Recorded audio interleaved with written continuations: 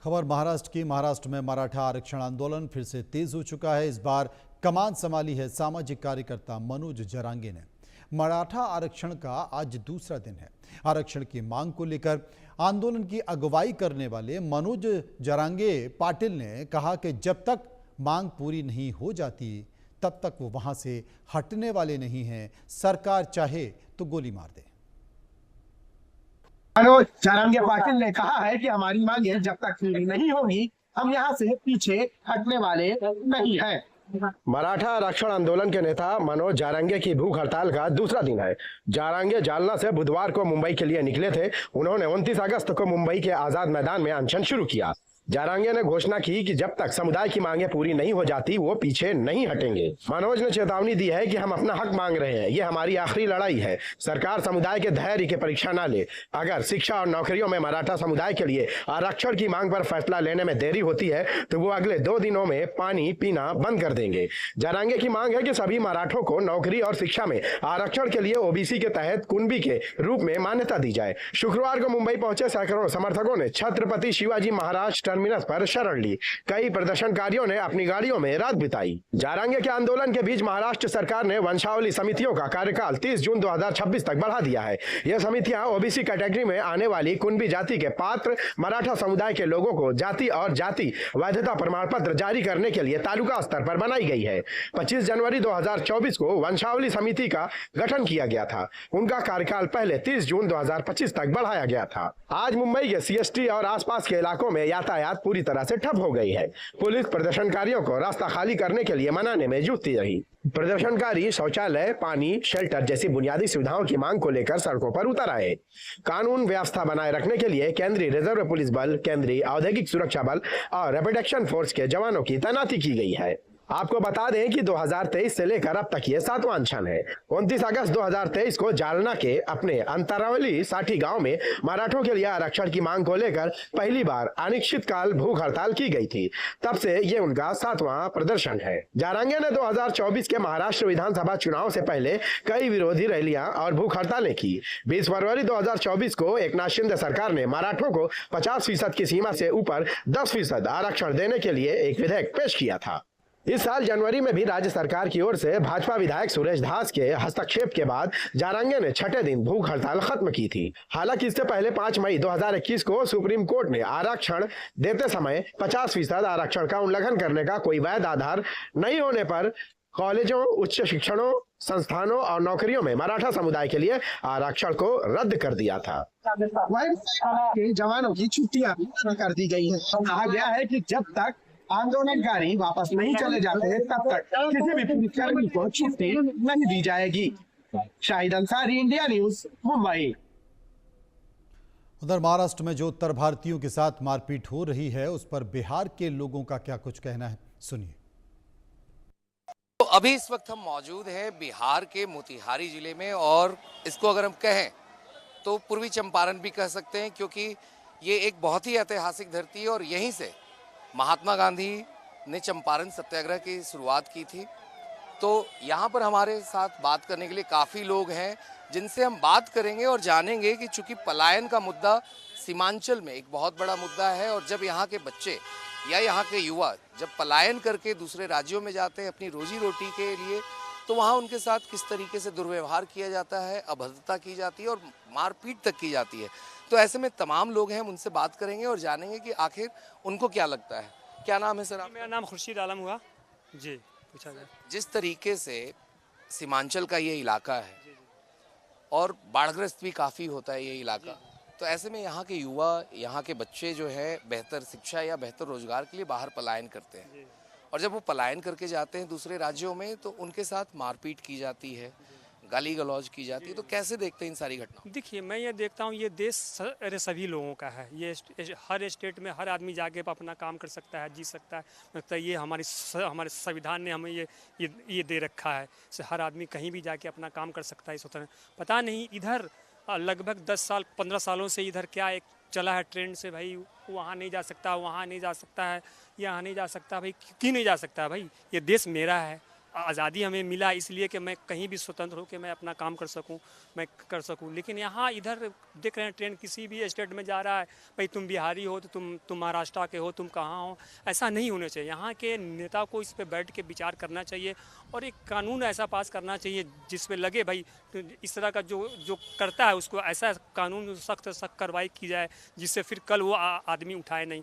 यहाँ पॉलिटिक्स की बात है, कोई जात पात में कोई चीज़ में हम मराठा अपना भाषा करता है, सब मेरे वोट के लिए हमें ये मिल जाएगा बोला, लेकिन ये देश के लिए अच्छी बात नहीं है, ऐसा नहीं होनी चाहिए। जिस तरीके से भाषा का विवाद होता है लगातार, जो पलायन करके जाते हैं, आप भी युवा हैं, काफ़ी युवा यहाँ के भी गए होंगे पलायन करके दूसरे राज्यों में, मारपीट कितनी सी? बिहार में मेन मुद्दा है पलायन और शिक्षा और बेरोजगारी, ये सब है मेन मुद्दा। इस पे नेता जो है ना उस पे आपस में बैठ के इस पे चर्चा करना चाहिए, क्योंकि अक्सर बिहार के लोग बाहर स्टेट में रहते हैं और गाली भी सुनते हैं, देखते हैं रिक्शा वाला कोई भी गलती कोई भी करता है बिहारी गाली सुनता है। इस पे ये इधर के नेता की गलती है, इधर शिक्षा पे काम होना चाहिए और ये बेरोजगारी है, पलायन है, मेन मुद्दा इधर का है।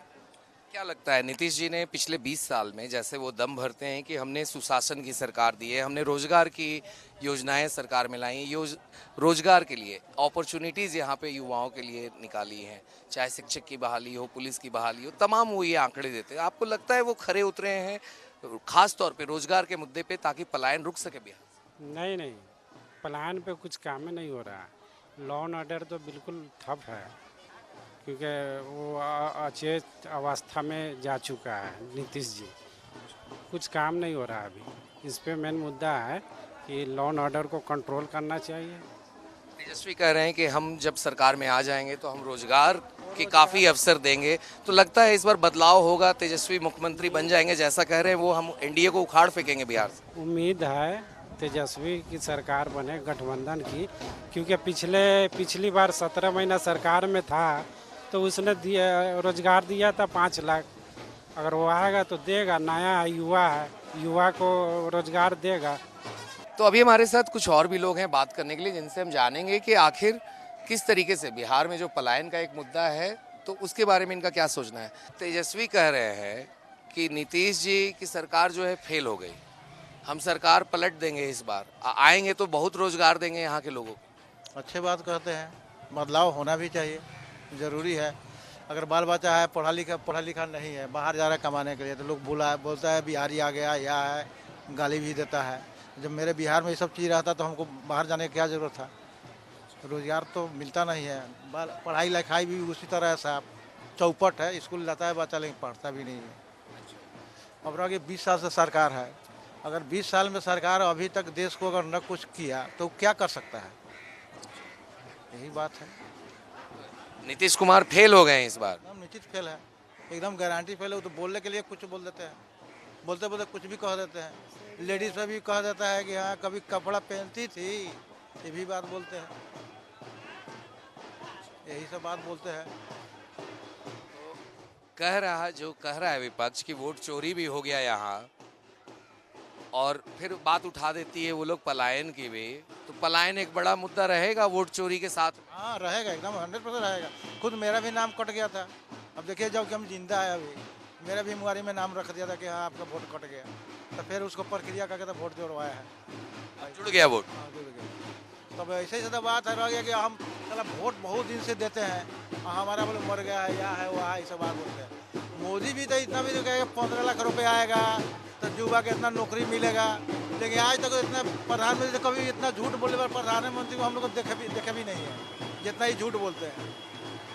मोदी जी इतना झूठ बोलते हैं कि कोई बोलता नहीं, आज प्रधानमंत्री नहीं बोला जितना ही बोलते हैं।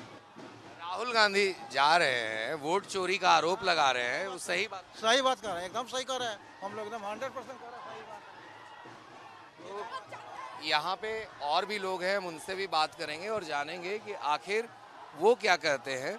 जिस तरह से भाषा के नाम पे, खास तौर पे जो लोग हैं, भाषा के नाम पे जिस तरीके से जो बिहार के मजदूर हैं, वो जब पलायन करके जाते हैं दूसरे राज्यों में और उनके साथ मारपीट होती है, तो उनका क्या कहना है। तो भैया आपको लगता है इस बार सरकार बदल जाएगी? एकदम बदलना ही है। कह रहे हैं कि पलायन होता है यहाँ से लोगों का और बाहर जाने के बाद उनकी पिटाई होती है। हाँ बिल्कुल ही होती है, बिहारी करके मारा जाता है। हाँ तो ये सही है। नहीं, गलत है ये सब। हर हाल में ये होना चाहिए, बदलाव होना चाहिए।